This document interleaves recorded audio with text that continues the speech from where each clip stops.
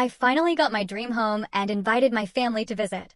Not one of them came, everyone had an excuse. As I sat alone unpacking boxes, my dad texted, "We need to talk about the house." But what I replied left them all stunned. The keys to my dream house felt like a trophy, a symbol of a decade of relentless sacrifice. But that euphoria shattered when not a single family member showed up to celebrate, and a text from my dad plunged me into a conflict I never saw coming. It was a wound that cut deeper than any financial struggle I'd ever known. My name is Justine, I'm 33, and just last month, after a solid 10 years of saving every single penny, I finally bought my dream home. The second those keys were in my hand, I fired off invitations to my entire family for a housewarming dinner. I spent days getting everything ready, meticulously preparing guest rooms, cooking all their favorite meals, and hanging up cherished family photos. But as Saturday afternoon slowly bled into evening, my excitement curdled into confusion, then absolute heartbreak. Not one person showed up. I was sitting there alone, surrounded by unopened boxes and cooling food, when my phone buzzed. It was a text from my dad. "We need to talk about the house." See, growing up, life was pretty tight. We lived in a cramped 2-bedroom apartment on the east side of town. My parents, Thomas and Linda, worked their fingers to the bone, juggling multiple jobs just to keep a roof over our heads.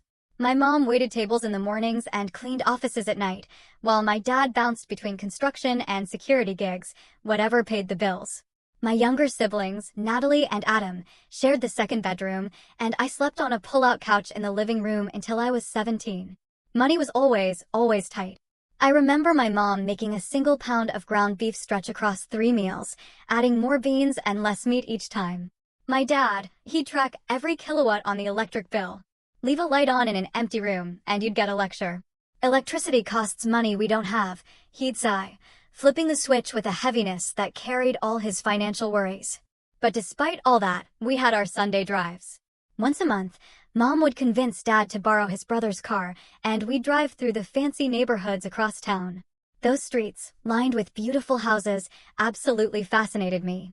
I'd press my face against the window, picking out my favorites and just imagining what life must be like inside. "Look at that one with the red door, Mom," I'd say, pointing to a craftsman-style house with a wide front porch and hanging flower baskets. Mom would smile, her eyes lighting up. "That one's gorgeous, Justine." All those windows would let in so much natural light. But Dad's response, it never changed. "People like us don't own houses like that," he'd say, his knuckles white on the steering wheel. "Best not to fill your head with impossible dreams." Those words stuck with me. Not as a discouragement, no. They were a challenge. A fire lit inside me. By 15, I convinced the owner of a local diner to hire me on weekends and after school.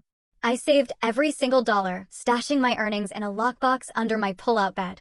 When my parents found out I was working, they, of course, expected me to contribute to household expenses. I did, but I still managed to set aside half of every paycheck for my future. Then, high school graduation brought unexpected news. My guidance counselor, Mrs. Garner, called me into her office one April afternoon, practically bubbling with excitement. "Justine, have you checked your email today?" I hadn't. Internet at home was another luxury we couldn't afford. When she showed me the scholarship notification on her computer screen, I just burst into tears. A full ride to State University, including housing. I was going to be the first person in my family to attend college. I expected my family to celebrate this massive victory. Mom did, hugging me so tightly when I shared the news. "I always knew you were special," she whispered. Dad, he just nodded, a flash of pride quickly replaced by his usual practicality. "College is expensive, even with scholarships. Books, supplies, living expenses. Don't get too big for your boots." Natalie, 14 at the time, seemed genuinely happy for me. Adam, only 12, was too young to really grasp the significance. College tested me in ways I hadn't anticipated. The scholarship covered tuition and basic housing, but little else. I worked at the campus bookstore between classes and waited tables at a restaurant near campus on weekends. Sleep became a luxury, but I maintained my grades and, crucially, kept saving. The cultural shift was even harder than the financial strain.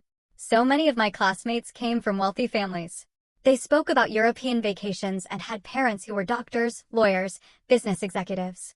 I learned to navigate conversations carefully, sharing little about my own background, constantly feeling that growing divide between our experiences. When I called home, Conversations grew increasingly strained. Mom wanted to hear every detail of campus life, living vicariously through my experiences. Dad primarily asked about costs and whether my jobs were interfering with my studies. Natalie and Adam talked less and less. Our shared childhood experiences were no longer enough to bridge the growing gap. Graduation day finally arrived after 4 grueling years. I scanned the audience repeatedly, desperately hoping to see my entire family among the crowd of proud parents and siblings. But only Mom appeared, sitting alone in a dress I knew she'd saved months to purchase. "Where's everyone?" I asked when we met after the ceremony.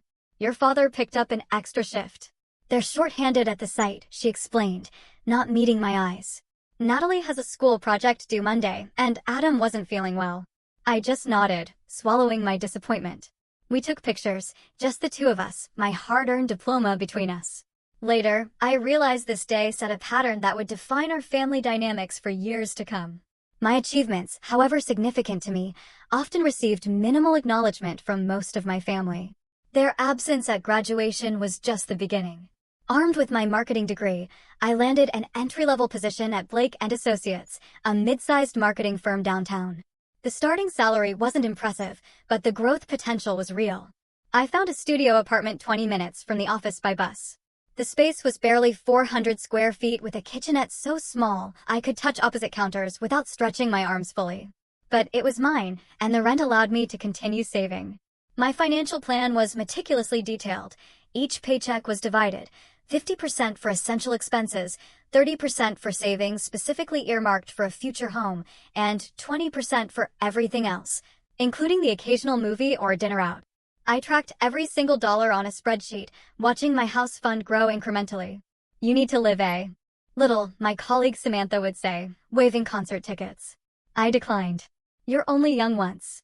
She wasn't wrong, but my focus remained unwavering. The memory of my father's words about impossible dreams fueled my determination. I wasn't just saving for a house, I was proving something to myself and to my family. Professional growth came steadily. By my second year, I was promoted to account manager. Year 4 brought another promotion to senior account manager. The accompanying salary increases went directly into my house fund rather than upgrading my living situation. On weekends and evenings, I built a side business managing social media accounts for local small businesses. What began as a single client, the florist around the corner from my apartment, expanded to 8 regular accounts. This additional income accelerated my savings significantly. My personal life, however, took a back seat to these financial goals. Friends stopped inviting me to costly outings, knowing my likely response. My apartment remained sparsely furnished with second-hand items. Vacations were non-existent. Even holidays became working days as I took advantage of businesses needing social media coverage during breaks. During year 3 at the firm, I met Marcus in the elevator. He worked for the legal office 2 floors above ours, his smile bright against his dark blue suit as he asked about the stack of social media strategy documents I was balancing. Our relationship developed slowly. Coffee dates turned to dinner, movies, and eventually weekends together. He was patient with my schedule and supportive of my goals, at least initially. 6 months in, he suggested moving in together to save on rent. "We could get a nicer place for less than we're paying separately," he reasoned. "You'd reach your house fund goal even faster." The logic was sound, but something held me back. Perhaps it was fear of merging my carefully controlled financial world with someone else's, or worry that my savings discipline would relax with a partner. Whatever the reason, I declined, and Marcus accepted my decision with grace. But 3 years into our relationship, the cracks began to show. Marcus started calling my saving habits an obsession. Arguments erupted over declined invitations to friends' destination weddings and my reluctance to spend on experiences he valued. "There's more to life than preparing for a future that might never come," he said during our final fight. "You're missing everything that's happening right now." The breakup was painful, but clarifying. I realized I wasn't willing to compromise on my goal, not even for love. The house represented something beyond physical property. It was tangible proof that people like us could indeed achieve what my father thought impossible. My family's reactions to my career progression were complicated. Mom expressed genuine pride in my professional accomplishments, but seemed increasingly uncomfortable during her infrequent visits to my apartments. "This neighborhood is so different from ours," she'd comment, glancing nervously at the young professionals entering the coffee shop below my second apartment. Dad refused to visit at all. "Downtown is too fancy for me," he'd say when invited. "Too many one-way streets and no place to park." My relationship with my siblings shifted as well. Adam, now working irregularly in construction like Dad, called primarily when he needed money. My offers to help with budgeting or job applications were met with defensiveness. "Not everyone wants to work themselves to death for some American dream fantasy," he snapped when I suggested a trade certification program. Natalie married young to her high school boyfriend and had 2 children in quick succession. Our conversations revolved around her kids, with little interest expressed in my life. When I mentioned my growing house fund after a particularly good quarter with my side business, she changed the subject abruptly. 8 years into my career, I had a revelation during a client meeting. The CEO of a local startup mentioned purchasing her first investment property at 34. "The perfect time to build wealth is when you have income, but before you have major family obligations," she said casually. At 32, I realized my timeline could be accelerated. My savings, combined with my excellent credit score and steady income from both my primary job and side business, put homeownership within reach 2 years earlier than planned. That evening, I contacted a mortgage broker for a preliminary consultation. The meeting with my mortgage broker, James, confirmed what I suspected. 8 years of disciplined saving and career advancement had positioned me incredibly well for homeownership. My pre-approval amount exceeded my expectations, though I remained committed to staying below that maximum to maintain financial flexibility. "You've done the hard part already," James said, reviewing my impeccable credit report and substantial down payment. "Most first-time buyers struggle with the saving phase. You're in an enviable position." His words validated years of sacrifices, all those declined invitations and sparse furnishings in my series of small apartments. The next step was finding a realtor. Through a work connection, I met Kelly, a straight-talking agent specializing in first-time buyers. Our initial conversations set clear parameters: craftsman or colonial style, minimum of 3 bedrooms for family visits and a home office, established neighborhood with character, and reasonable commute to downtown. "I've been visualizing this house for 15 years, I explained to Kelly. "I'll know it when I see it, but these are my non-negotiables." The house hunting process proved more emotionally taxing than anticipated. Over 3 months, we viewed 47 properties. Some came close to my vision, but had fatal flaws: water damage concealed by fresh paint, outdated electrical systems that would require costly updates, or locations that would add an hour to my daily commute. By property 38, fatigue set in. "Maybe I'm being too picky," I told Kelly after leaving a nearly perfect colonial with a compromised foundation. "Perhaps I should adjust my expectations." "The right house is worth waiting for," Kelly assured me. "Especially for someone who's been as patient and purposeful as you have been." Property 42 changed everything. Driving down a tree-lined street in the historic Oakwood district, I spotted it before Kelly even slowed the car. A craftsman bungalow with a deep front porch, original woodwork, and a red door. My heart raced as we parked. "This looks promising," Kelly said, noting my expression. The interior exceeded my expectations. Original hardwood floors throughout, built-in bookshelves flanking a brick fireplace, a renovated kitchen that respected the home's character while offering modern functionality. Upstairs, 3 bedrooms with angular ceilings and dormer windows created perfect spaces for guests and a home office. Standing in the master bedroom, sunlight streaming through mullion windows onto wide plank floors, I felt an unexpected wave of emotion. "This is it," I whispered, running my hand along the century-old doorframe. "This feels like coming home to a place I've never been before." Kelly nodded, understanding the weight of the moment. "The asking price is at the top of your range, but given the location and condition, it's fair. If you're serious, we should move quickly. Properties in this neighborhood typically receive multiple offers." That night, I barely slept, running numbers and visualizing my furniture in those sunlit rooms. By morning, my decision was made. We submitted an offer at asking price with a personal letter to the owners explaining why their house would be the perfect first home for a first-generation home buyer. Competition was fierce. 3 other offers came in, one above asking price. The waiting period was excruciating. I threw myself into work, trying not to check my phone every 5 minutes for news from Kelly. 3 days later, my offer was accepted. The owners, an older couple downsizing to be closer to grandchildren, had been touched by my letter. They chose my offer despite the higher competing bid, wanting their beloved home to go to someone who would appreciate its character. The loan process brought unexpected complications. My self-employment income from the side business, while substantial, created documentation challenges. The underwriter requested additional verification, extending the closing timeline by 2 weeks. "This is normal for self-employed borrowers," James reassured me. "Your finances are solid. It's just a matter of documenting everything properly." Those 2 weeks felt endless. A competing buyer remained interested, ready to step in if my financing fell through. I submitted tax returns, profit and loss statements, and client contracts, assembling a comprehensive financial portrait to satisfy the underwriter. Finally, approval came through. Closing was scheduled for the following Tuesday. I signed countless documents, initialed dozens of pages, and then received the keys to my first home. The moment felt surreal, the culmination of a journey that began with those Sunday drives through neighborhoods exactly like this one. After the closing, I asked for time alone in the empty house. Walking room to room, I allowed the significance to sink in. In the living room, I sat on the floor and cried, tears of accomplishment, relief, and vindication. The daughter of renters who couldn't afford to leave lights on now owned a piece of the American dream that had seemed so unattainable. Taking photos of each room, I created a family group text, something I rarely did. "Just closed on my first house. Can't wait for you all to visit and help christen it properly. Thinking of hosting a family dinner 2 weeks from Saturday once I'm settled. Save the date." The responses trickled in slowly.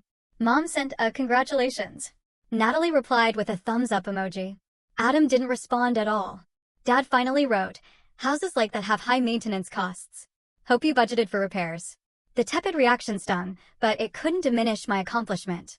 Standing in what would become my bedroom, watching sunset light paint the walls amber, I made a promise to myself. This house would become a home filled with warmth and welcome, regardless of my family's ability to share in my joy. The 2 weeks between closing and my planned family gathering flew by in a whirlwind of activity. I arranged for my meager apartment furnishings to be moved quickly, realizing how inadequate they looked in the larger space. The living room sofa that had dominated my apartment barely filled a corner of the new space. My dining table for two seemed lost in the proper dining room. One room at a time, I reminded myself, prioritizing essential spaces.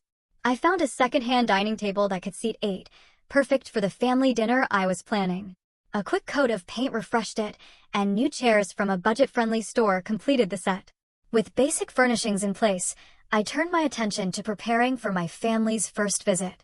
This wasn't just about showing off my new home. It was an opportunity to reconnect, to bridge the growing distance between us. Perhaps seeing my success in person would help them understand my choices and sacrifices.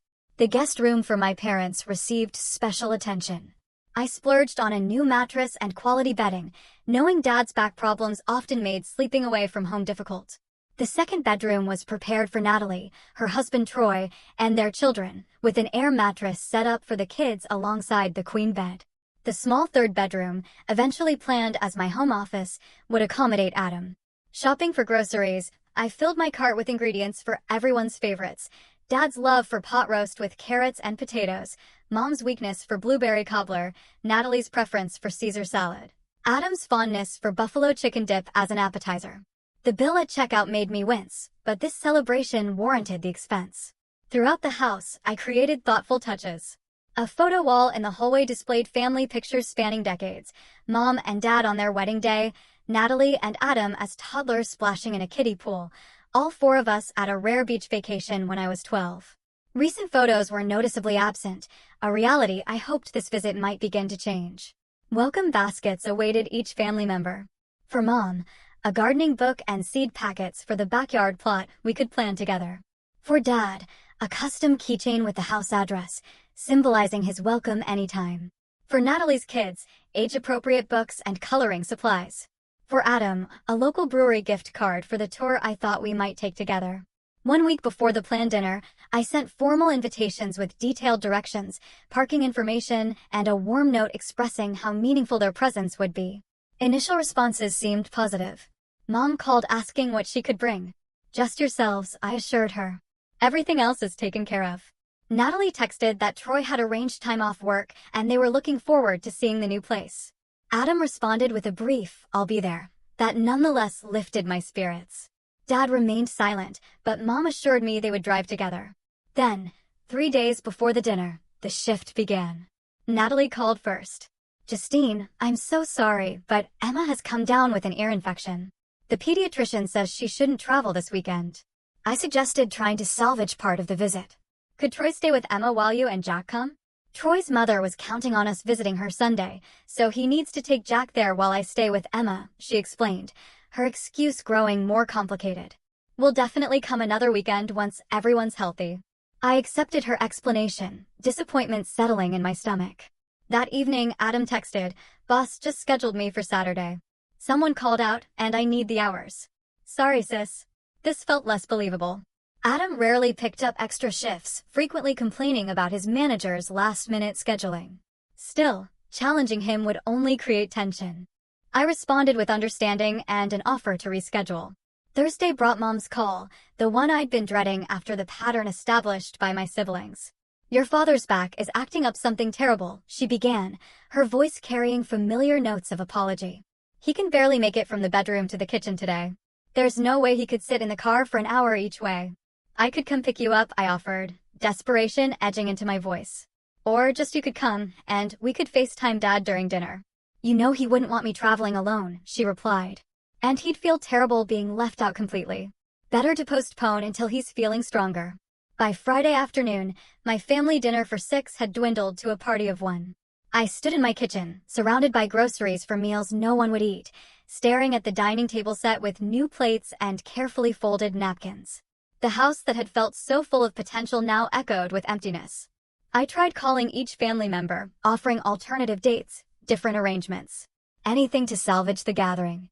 Voicemails and unanswered texts multiplied. Only Mom responded, reiterating Dad's health concerns and promising they'd visit soon. Saturday morning dawned bright and clear. The spring sunshine seemed to mock my solitude. The welcome baskets sat untouched on guest beds that would remain unslept in. I moved mechanically through the day, putting away perishable groceries and covering prepared dishes with plastic wrap. By afternoon, I gave up pretense and changed from my carefully selected outfit back into comfortable jeans and a t-shirt. Settling on the living room floor, surrounded by still unpacked boxes, I began the work of organizing books and kitchenware, trying to focus on the physical task rather than the emotional weight pressing against my chest. The house that was supposed to be filled with family laughter remained quiet except for the occasional ping of my phone, work emails, and social media notifications, but nothing from my family. The silence from them spoke volumes, particularly from Dad, who hadn't directly acknowledged my invitation or sent his regrets. As evening approached, I ordered a pizza, lacking the heart to cook any of the special meals planned. Sitting cross-legged on the floor among half-unpacked boxes, I scrolled through design websites on my tablet, forcing myself to focus on future plans rather than present disappointment. That's when Dad's text finally arrived, the notification causing my heart to leap with momentary hope. "We need to talk about the house," was all it said. No congratulations, no apology for missing the dinner. Just 7 words that somehow carried an ominous weight. My fingers hovered over the phone screen. Pizza forgotten beside me. Dad rarely texted, preferring brief phone calls or having Mom relay messages. This direct communication suggested significance I couldn't ignore. Despite the late hour, I called immediately, heart pounding. He answered on the second ring, his gruff hello lacking any warmth. "Dad, I got your text. Is everything okay?" I asked, trying to keep my tone neutral despite the anxiety building in my chest. "Your mother's upset," he began without preamble. "Been crying on and off since you sent those house pictures." Confusion washed over me. "Crying? Why? Is she okay?" "No, Justine. She's not okay." His voice hardened. "None of us are okay with this show you're putting on." "Show?"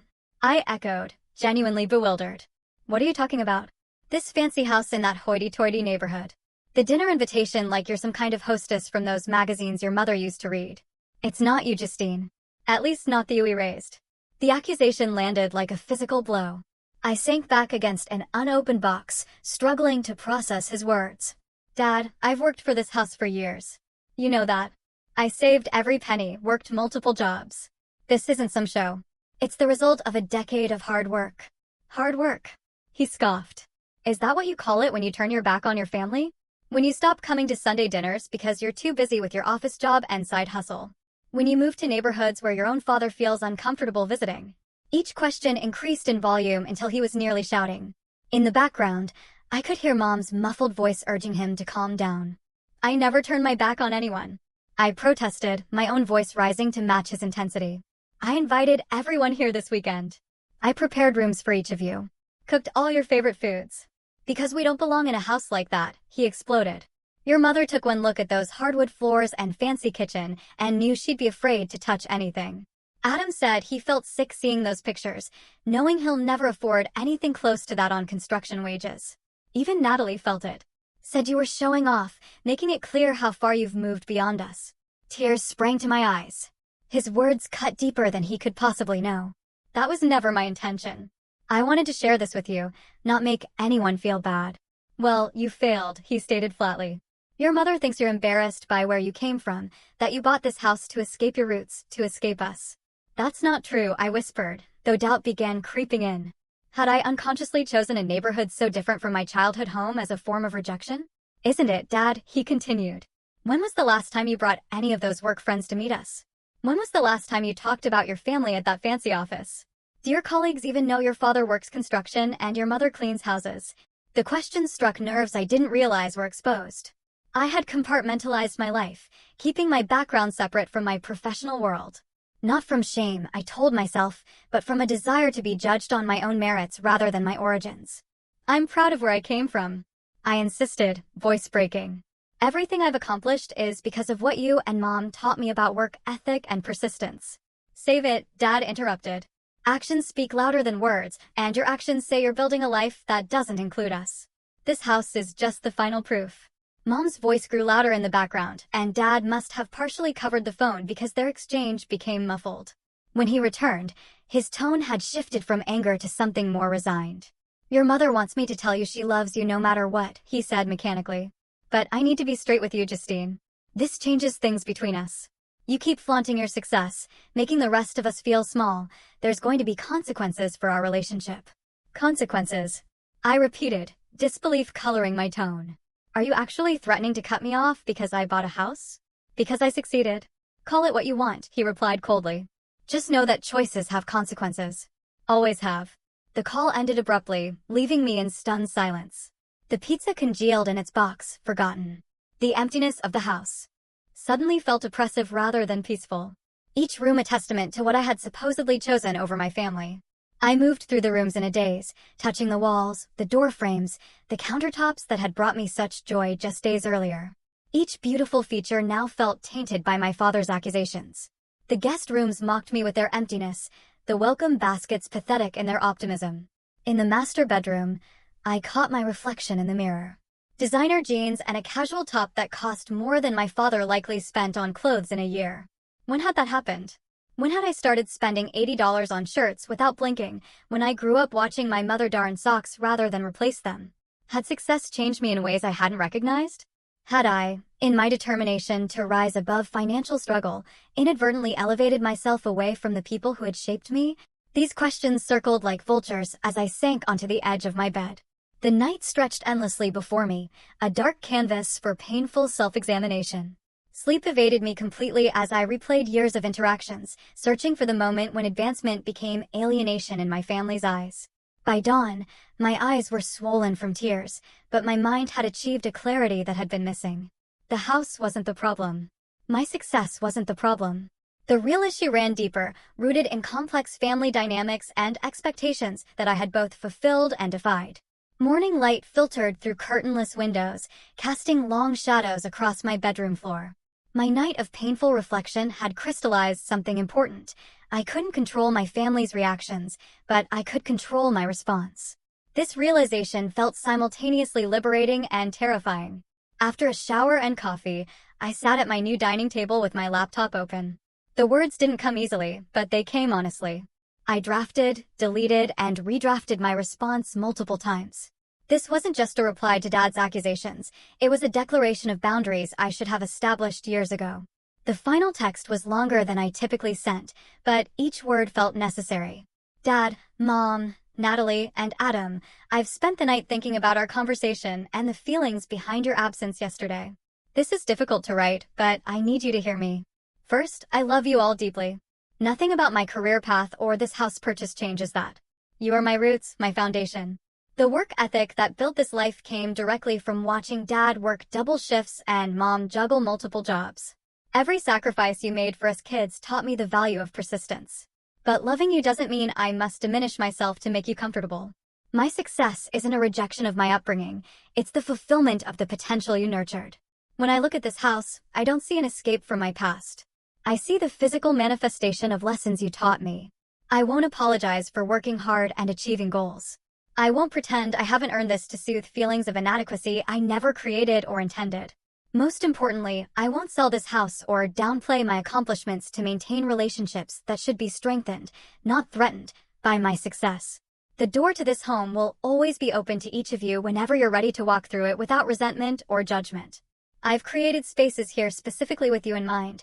A guest room with the firm mattress Dad needs for his back, a backyard where Mom and I could garden together, room for Natalie's kids to play, and local breweries I thought Adam might enjoy exploring with me. I'm not choosing this house over family. I'm choosing to believe we can grow together rather than grow apart. I'm choosing to believe that love isn't diminished by square footage or mortgage payments. This door will always be open to you, but I won't close it on my dreams. I hope someday you'll understand that my success honors rather than rejects everything you've given me. Love always, Justine. My finger hovered over the send button for several minutes. This message would either begin healing or deepen the rift. There would be no middle ground. Finally, I pressed send and set my phone aside, deliberately turning my attention to unpacking books onto the built-in shelves. The responses came in stages, each revealing something about my relationships. Mom called first, her voice thick with tears. I never meant to make you feel bad about your accomplishments, she began. I'm proud of you, Justine. Always have been. It's just hard watching you create a life so different from what I could provide.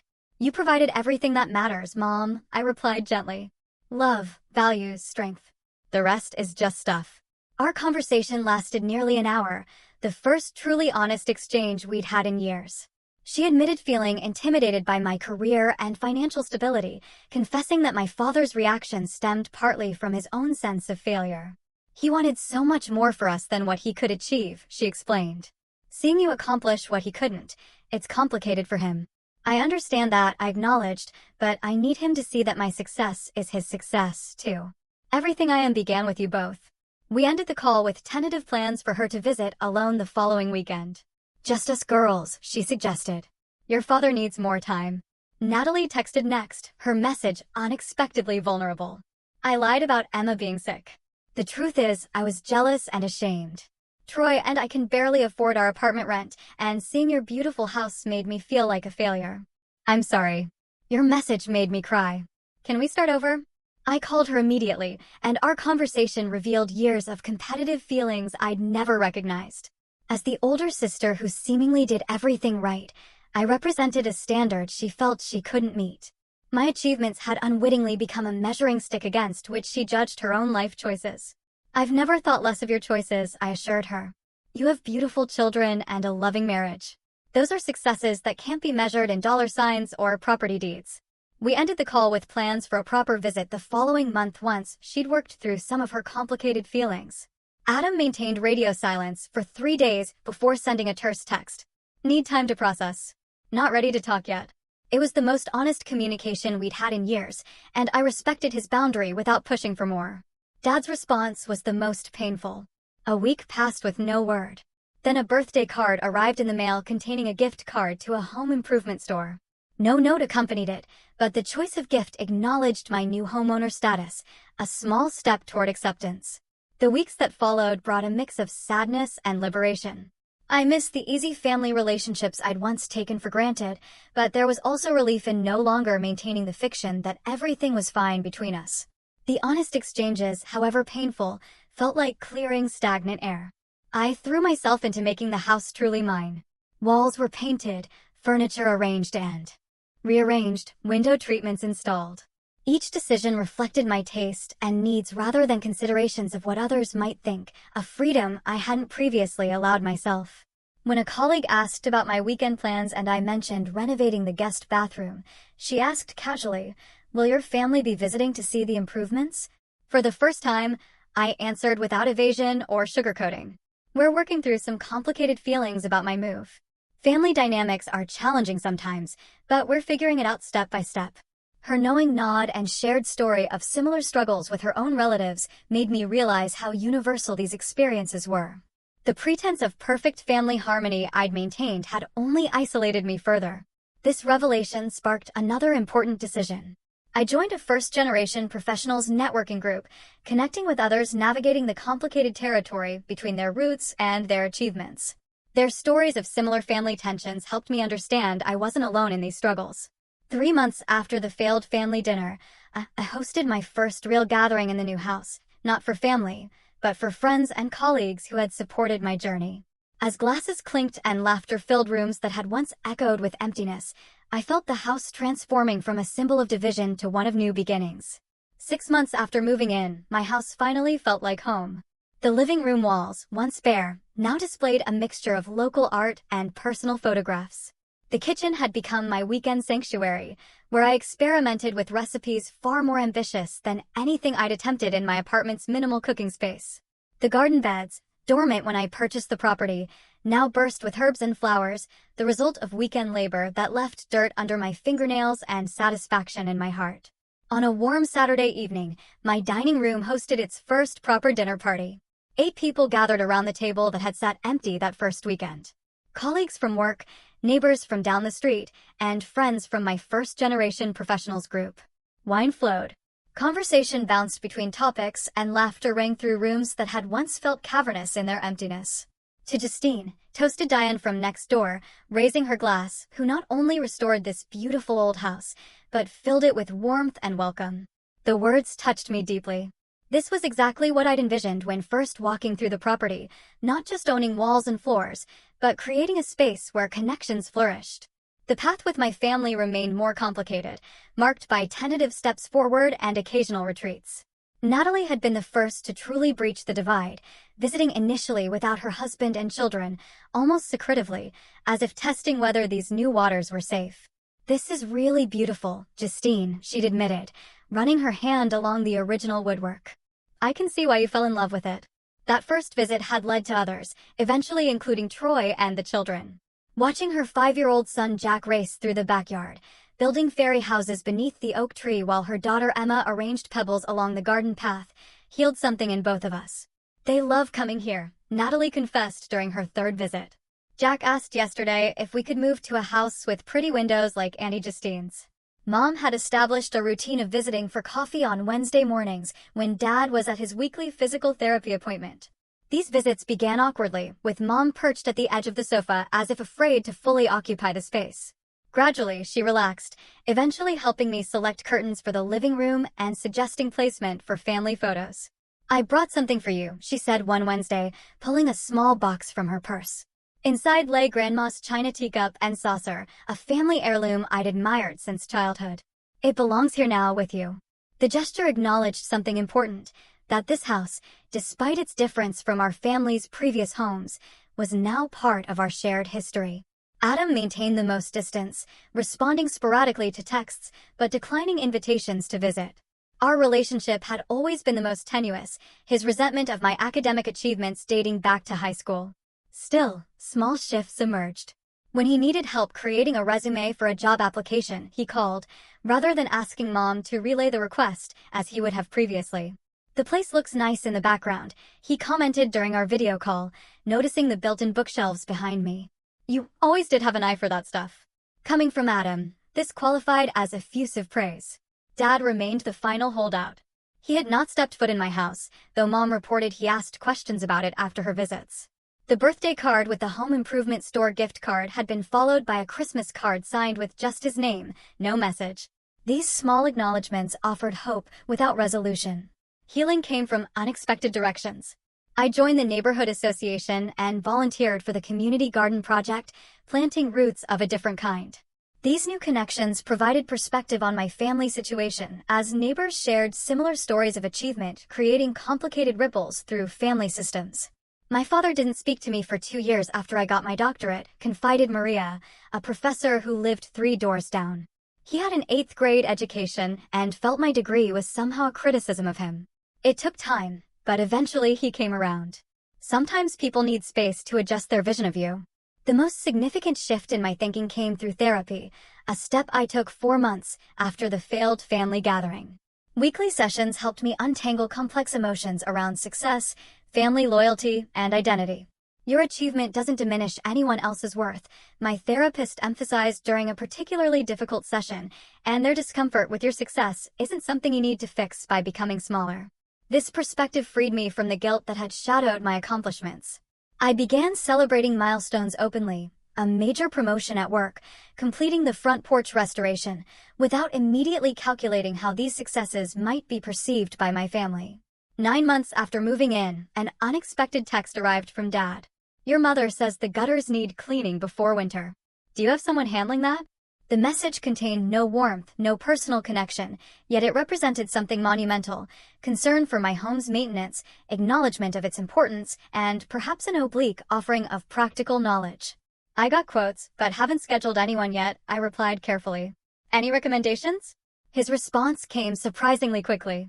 "Those companies overcharge. I could take a look next weekend if you want." My hands trembled slightly as I typed my acceptance. When I called Mom to confirm, she admitted Dad had been contemplating this offer for weeks, working up the courage to extend this olive branch in the only way he knew how. The following Saturday brought the surreal sight of my father's truck in my driveway. He emerged wearing work clothes, nodding curtly as if arriving for any ordinary job rather than his first visit to his daughter's home. Mom accompanied him, her nervous smile revealing the significance of this moment. "Nice place," he offered gruffly, assessing the exterior with professional detachment. "They don't build them like this anymore." Coming from Dad, this constituted high praise. I gave them the tour I'd planned 9 months earlier, watching Dad's eyes widen slightly at the craftsmanship of the original woodwork and Mom's fingers trail across the kitchen countertops she'd only seen in photographs. In the backyard, Dad examined the gutters while I held the ladder. The familiar routine of working alongside him, passing tools and following directions, bridged some of the distance between us. "You did good, Justine," he said quietly as we packed up his tools. Not, "I'm proud of you," or "I'm sorry," but an acknowledgement of my achievement that cost him something to give. I accepted it for the monumental concession it represented. That evening, sitting on my porch swing, watching the sunset paint my garden in golden light, I reflected on the complex journey of the past year. The house that had initially seemed to fracture my family connections now offered a different kind of foundation, one where authentic relationships could potentially be rebuilt, brick by careful brick. I realized home wasn't just about the physical space or the financial achievement it represented. Home was creating a place where I could be my authentic self while keeping doors open to the people who shaped me. However complicated those relationships might be, the path forward wouldn't be simple or direct. Some wounds would take years to fully heal, if they ever did. But sitting there, watching shadows lengthen across my garden, I felt peace with the knowledge that true success includes honoring your journey without apologizing for how far you've traveled.